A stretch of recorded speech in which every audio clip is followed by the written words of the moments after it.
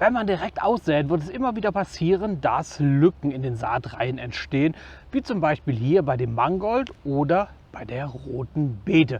Das ist aber gar nicht schlimm und das kann man ganz einfach jetzt noch korrigieren.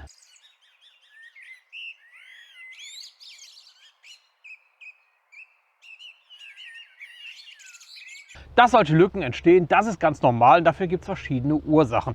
Das eine ist, das Saatgut war vielleicht schon älter und ist ungleichmäßig gekeimt, oder ihr habt nach der Saat gegossen und die Körner haben sich in der Saatrinne noch verschoben, sind vielleicht zusammengeschwemmt worden und dann entstehen Lücken. Oder, und das ist auch gar nicht so unwahrscheinlich, ihr habt einfach mit der Hand ungleichmäßig ausgesät. Das kann man ein bisschen üben, indem man sich das Saatgut nimmt und ein großes Stück Papier oder ein Küchentisch oder sowas, dann nimmt man das zwischen zwei Finger, also so wie man es auf dem Feld aussäen würde, und schaut sich an, wie die Körner fallen. Dann kriegt man so ein Gefühl dafür, wie schnell man die Hand bewegen muss und was ein guter Abstand ist. Also das hilft mir schon und ja, hin und wieder übe ich auch ein bisschen damit, um einfach noch bessere Resultate zu bekommen.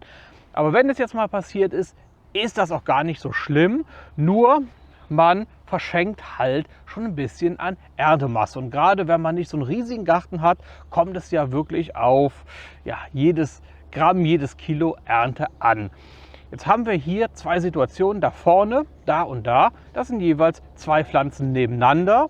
Und die sind schon viel größer als die hier zum Beispiel, wo 1, 2, 3, 4, 5, fast 10 auf demselben Raum stehen.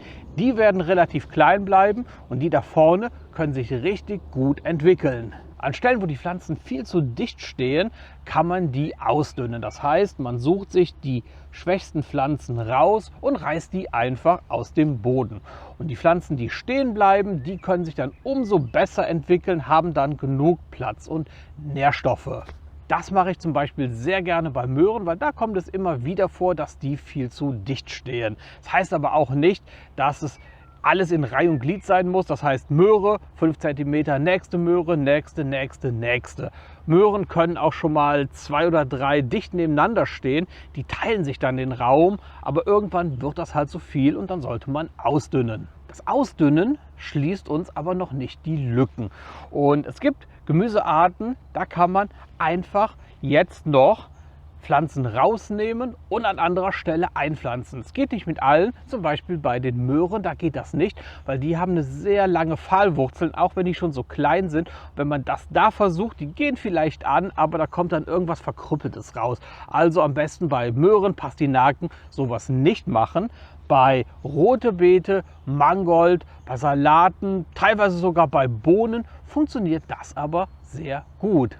Das Umpflanzen könnte man jetzt mit so einer Schaufel machen, die ist aber viel zu groß, vor allen Dingen, wenn die Pflanzen so dicht stehen. Da gibt es ein ganz einfaches Hausmittel, hier so ein Küchenmesser, am besten auch noch stumpf, was relativ schmal ist. Alternativ so ein Spargelstecher, auch der ist recht schmal, bisschen breiter vielleicht noch als das Messer und genau das nehme ich heute dafür. Zuerst suche ich mir jetzt mal eine Stelle, wo die wirklich zu dicht stehen.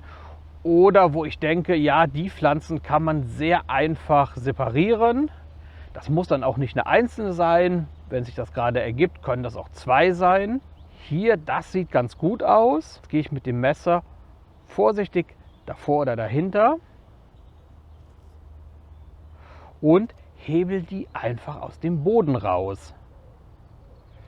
Und natürlich versuche ich, dass die Pflanzen, die da direkt neben stehen, keinen Schaden bekommen.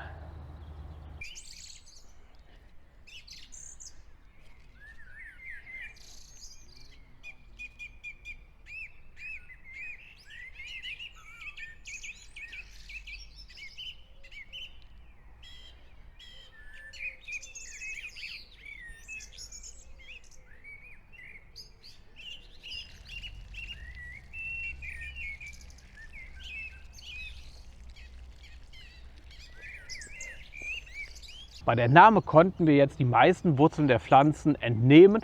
Trotzdem, seid euch im Klaren, einige sind noch im Boden verblieben, so feine Haarwurzeln, aber die bilden sich schnell nach. Trotzdem kann es passieren, dass eure Pflanze erstmal so aussieht, also die kaputt geht, die Blätter hängen lässt.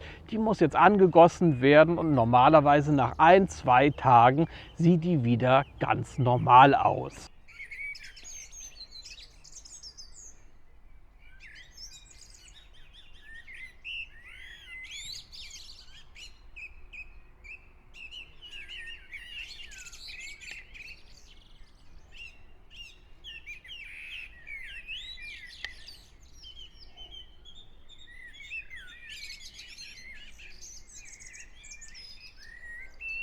Und dasselbe mache ich jetzt nochmal bei den roten Beeten. Hier habe ich mir direkt so einen ganzen Büschel entnommen, vereinzelt die in der Hand und pflanze die dahin, wo die Lücken sind.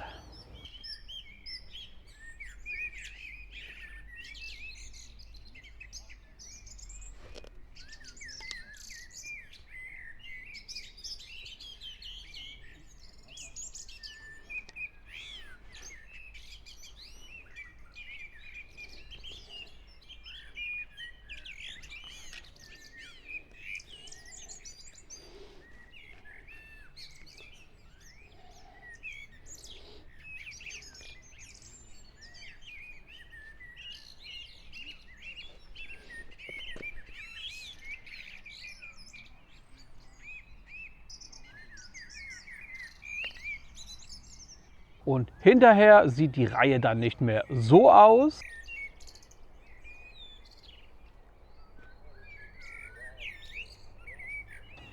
sondern so. Was man natürlich auch machen könnte, ist, man könnte in die Lücken reinsäen. Das mache ich aber nicht so gerne, weil ich weiß, wie schnell jetzt die schon stehenden Pflanzen wachsen werden. Die bilden Blätter und beschatten die Pflänzchen, die dann später kommen. Und in der Regel wird da nichts mehr draus. Die Sache hier mit den Lücken, das ist genau einer der Vorteile der Voranzucht. Man kann fertige Pflanzen direkt an die richtigen Stellen setzen und hat halt eben nicht diese Lücken. Ja, so eine Pflanze kann trotzdem mal kaputt gehen oder wird gefressen und man hat die Lücke wieder. Aber in der Regel sind solche Reihen dann viel gleichmäßiger. Man hat Einzelpflanzen und die werden viel größer. Trotzdem, die Voranzucht kostet mehr Arbeit, Zeit, Energie und ist somit auch ein bisschen teurer als die Direktaussaat, die ja auch sehr gut funktioniert. Das muss man dann einfach abwägen, was man davon lieber macht. Ja, und das war's mit diesem Video. Hat es euch gefallen, gebt ihm gerne einen Daumen nach oben, schreibt was in die Kommentare, empfehlt gerne diesen Kanal weiter und dann hoffentlich bis zum nächsten Mal. Macht's gut und ciao.